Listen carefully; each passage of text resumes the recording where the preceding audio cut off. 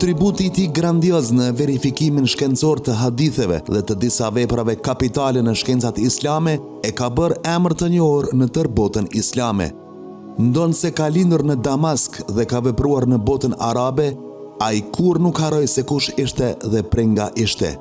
Në portret ne ju sjellim një përmbledhje të biografisë dhe veprimtarisë së tij, duke u fokusuar edhe tek veprat që ka realizuar, për ta njohur nga afër, por edhe për t'u bindur për vlerat dhe kapacitetin e tij shkencor. Shuaib Arnauti. Bismillahirrahmanirrahim. Me emrin e Allahut, mëshiruesit, mëshirbërësit. Koncepti për dijen në Islam është i veçantë.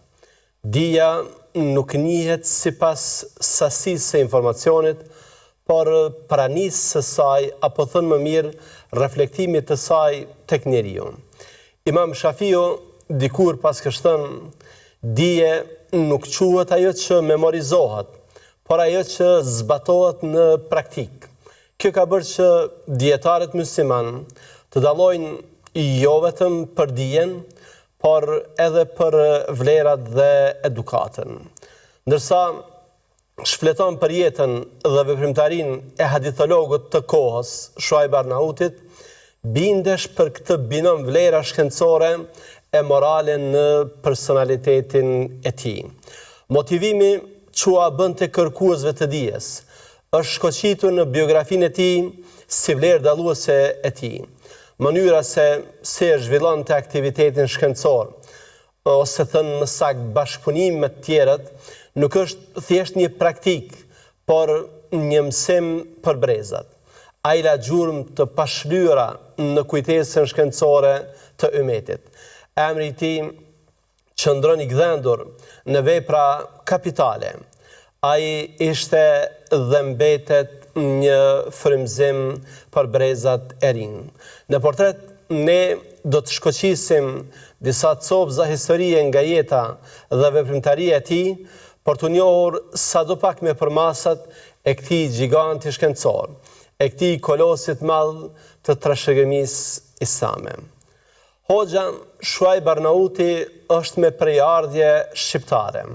Familja e tij ishin shpërngulur në Damask në vitin 1926. Nuk ishin familja e vetme, kishte edhe shumë të tjera. E kishin bërë këtë për shkak të ndryshimeve që ndodhnin, e cilat rrezikonin fenë dhe ngushtonin çdo ditë e më shumë hapësirën për zbatimin e saj. Sigurisht kanë qenë vendime të rënda të vështira, kanë qenë shkputje dhe ndarje të dhimbshme, si ajo e mishit nga eshtrat. Kjo ka bërë që kur të mos e harrojnë vendin e origjinës, të mos e harrojnë gjuhën dhe të mos e harrojnë traditat. 2 vite pasi zhvendosen në Damask, lind Shuaibi. Jetonin në lagjën Divanije, ku jetonin edhe familjet e 2 hadithologëve tjerë, Albanit dhe Abdul Kadrit. Shuaibi do të edukohet fillimisht pranë familjes së tij. Kishte memorizuar pjesë të shumta të Kuranit dhe mbase dëshira për të njohur me sekretet e Kuranit, do ta shtynte që studionte arabishtën qysh herët. Për 10 vite me radhë kanë ndjekur kurset që zhvilloheshin në xhamitë e Damaskut dhe në shkollat e vjetra të tij për arabishtën.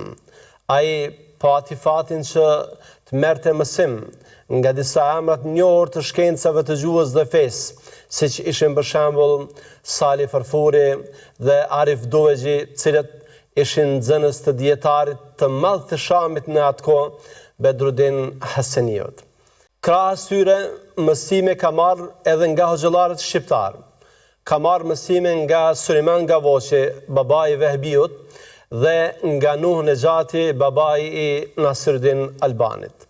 Më pas, hoxha Shuaib i qaset studimit të fikut, ku mëson disa nga veprat kryesore në medhhebin Hanefi, siç janë për shembull vepra Meraqi el Falat e Shrumbulalit, Ikhtiyari i Mausiliut, pastaj Kitabi Kuduriut, Hashia ibn Abedinit e tjerë. Fikun e ka mësuar për plot 7 vite. Ka studiuar edhe usuli fikhun dhe tefsirin, si dhe shkenca tjera për të fokusuar përfundimisht tek hadithi. Për fatin e tij dhe të bashkëkohësve të tij, Damasko aso kohë gumzhinte nga dietarë shkollar të shumë. Me kalimin e kohës, diapazoni i tij i dijes u zgjerua. Ai tani më nuk ishte thjesht një pranues i dijes, por ishte edhe një kritik. Kishte një mendim të pavarur mbi atë që merrte. Hoxh Shuaibi, gjatë studimeve, kishte vënë re se si kishte mungesë të mjaftueshme sa i përket dijes përkitazi me kategoritë e haditheve, respektivisht mangësitë që ekzistonin në dallimin ndërmjet haditheve të sakta dhe atyre të dobta. Prandaj vendosi që të specializohej pikërisht në shkencën e hadithit dhe sunetit, duke bërë këtë fushë qendrën e jetës dhe kërkimit të tij shkencor. Përcaktimi për këtë fushë nuk ishte as pak e lehtë. Ai tashmë ishte mësimdhënës i gjuhës arabe, pra e kishte filluar një karrierë, por studimi i hadithit ishte çështje tjetër. Më ndryshe, i avlente që edhe mësimdhënia të lihej për hadithin. Fillimi i tij i parë në këtë fushë ishte në zyren islame ose Al-Mekteb al-Islami në Damask në vitin 1958. Ku ai drejtoi sektorin e verifikimit dhe redaktimit për plot 2 dekada. Gjatë kësaj kohe, ai botoi ose mbikëqyri më shumë se 70 vëllime nga veprat më të rëndësishme të trashëgimisë islame në fusha të ndryshme të dijes. Më pas, në vitin 1982, ai vendosi që punonte me shtëpinë botuese Ar-Risale në zyren e saj në Jordani, në Aman, ku sërish e mori drejtimin e sektorit të verifikimit të trashëgimisë. Këtu puna e tij u bë më e pjekur dhe më e gjerë, dhe mund thuhet se arritjet e tij më të rëndësishme në fushën e verifikimit të trashëgimisë u realizuan pikërisht gjatë punës së tij në këtë institucion, i cili me të drejtë konsiderohet një ndër pionerët e ringjalljes së trashëgimisë islame. Hoxha Shuaib kishte një metodë të qartë dhe të qëndrueshme në punën e verifikimit, e cila pasqyrohej në pothuajse të gjitha librat që ai kishte verifikuar ose mbikëqyrur. Këtë metodë ai e shpjegonte shpesh në hyrjet e zgjeruara që vendoste në fillim të librave, të cilat përmbanin jo vetëm sqarimin e metodës së verifikimit, por krahas tyre kishin edhe një biografi të plotë të autorit, një studim përgjithshëm përkitazi me librin, një përshkrim të detajuar të dorëshkrimeve të përdorura dhe shembuj prej tyre.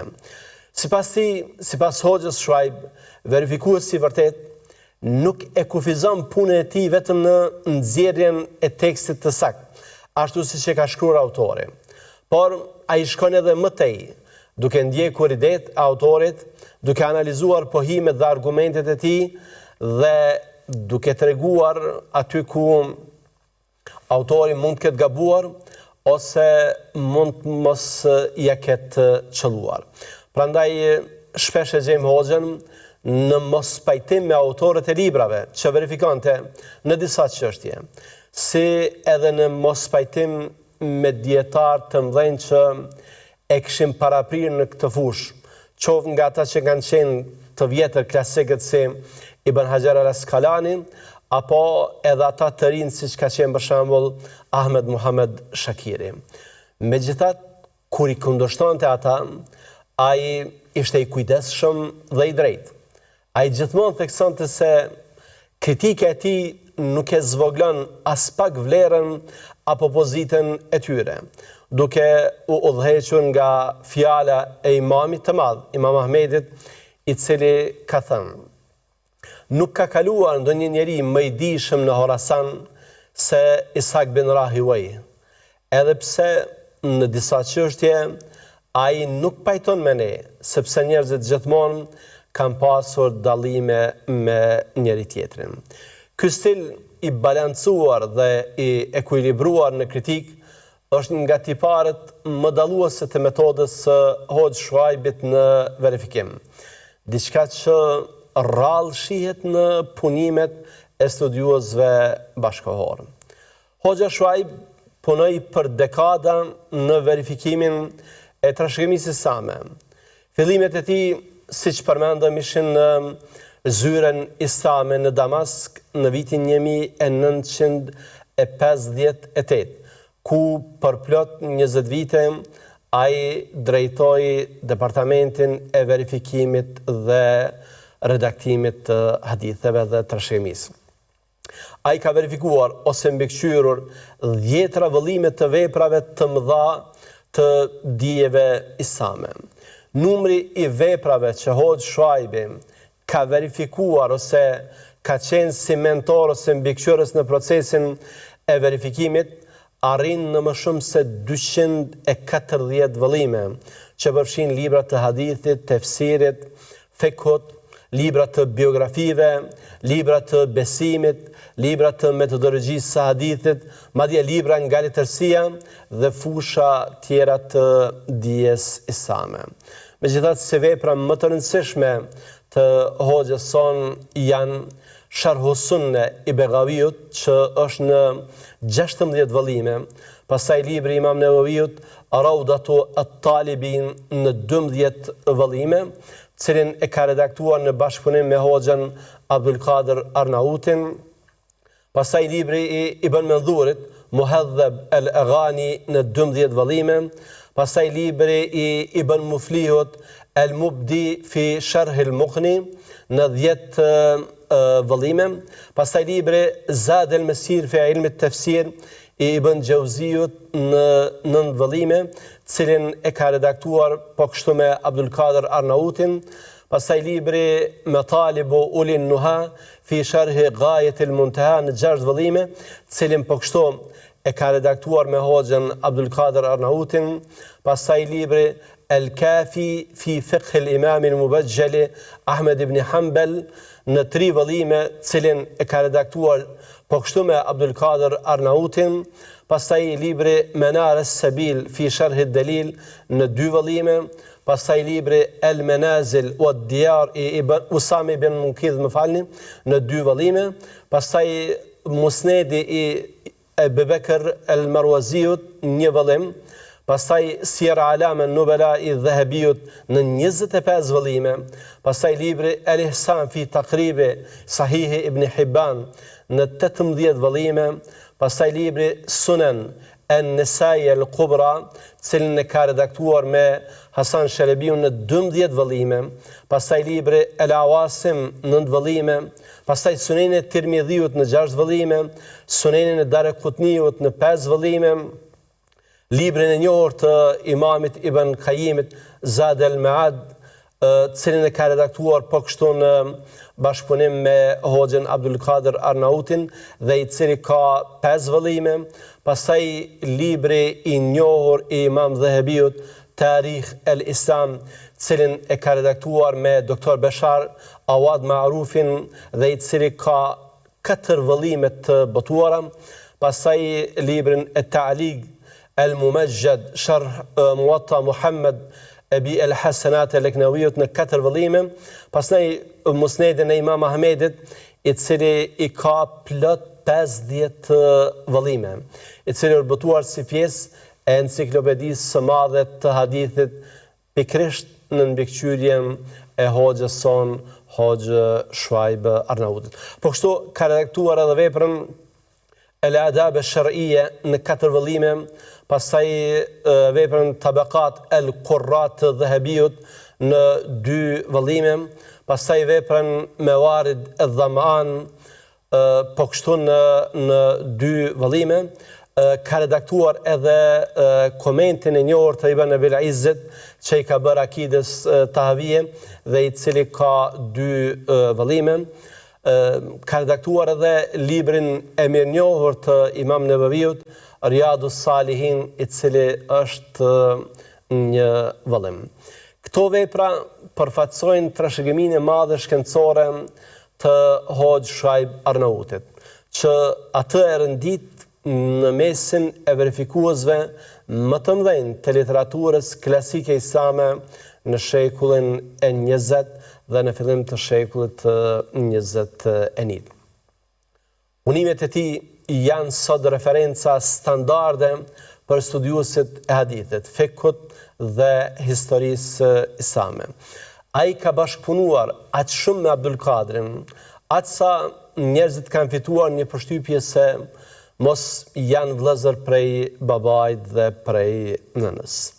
Tek Hoxh Shuaibi kanë mësuar emrat njohur që vazhdojnë të shërbejnë shkencave islame edhe sot e kësaj dite si Ibrahim Zeybek, Adil Morshed e të tjerë.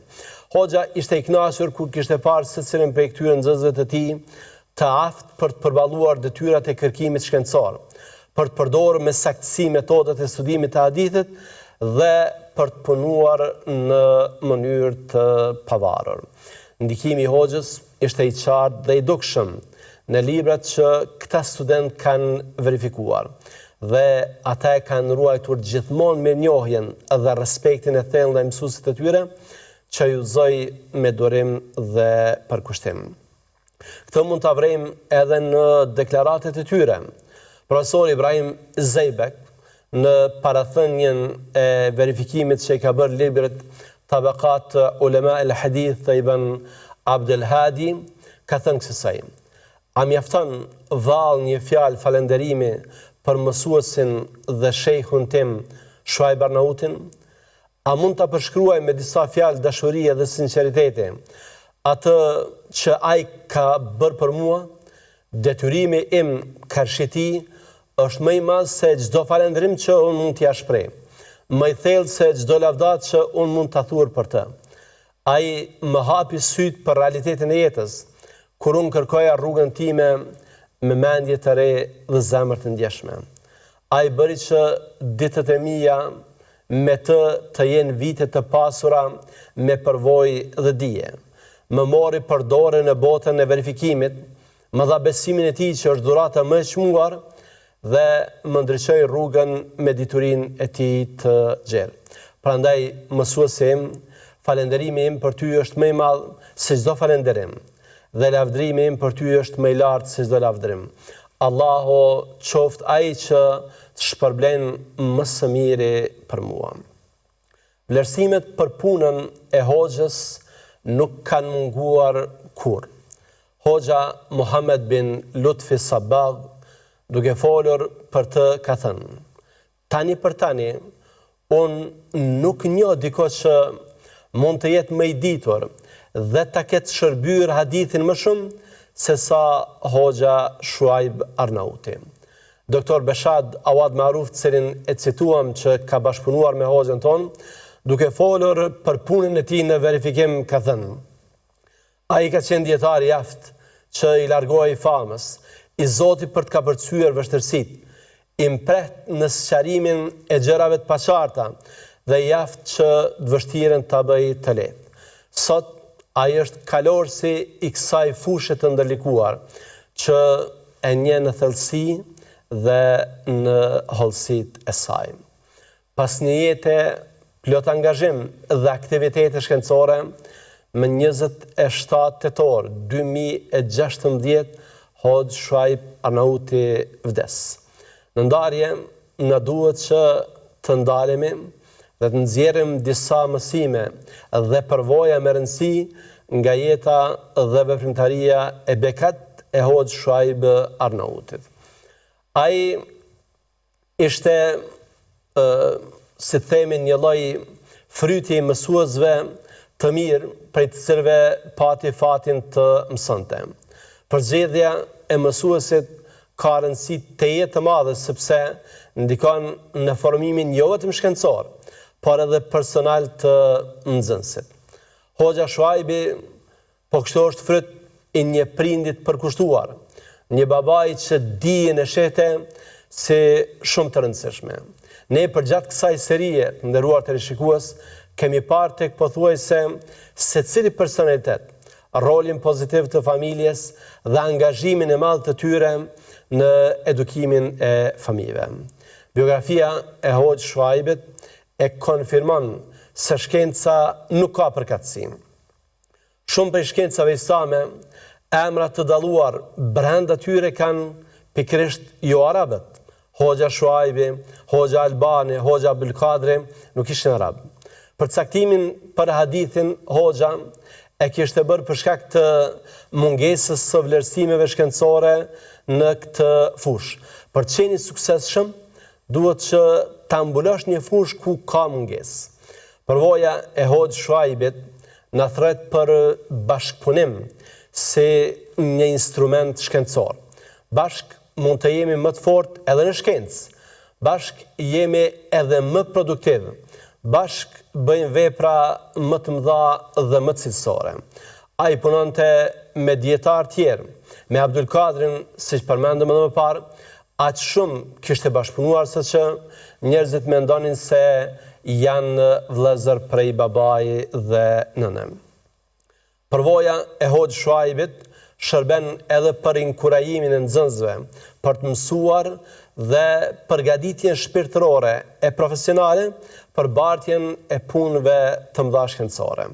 Njerit prej nxënësve të dalluar të tij, Hoxha i kishte thënë kësaj: mos ia shit mendjen askujt. Pra, je kritik, mos imito verbresht, mos ndiq pa argument, analizo, shqyrto e pastaj vendas.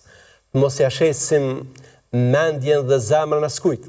Kështu jemi robër të sinqert të Zotit dhe kemi dije pa ngjyrime fanatizmi. Allahu e lutim që Hoxhën Shuaib dhe gjithë dietarët tjerë Allahu t'i mëshirojë, ndërsa neve të mësoj që të ndjekim hapat e tyre dhe të ecim gjurmeve të tyre. Deri në takimin tonë të radhës, qofshim në mbrojtjen e Zotit. Wassalamu alaikum wa rahmatullahi wa barakatuh.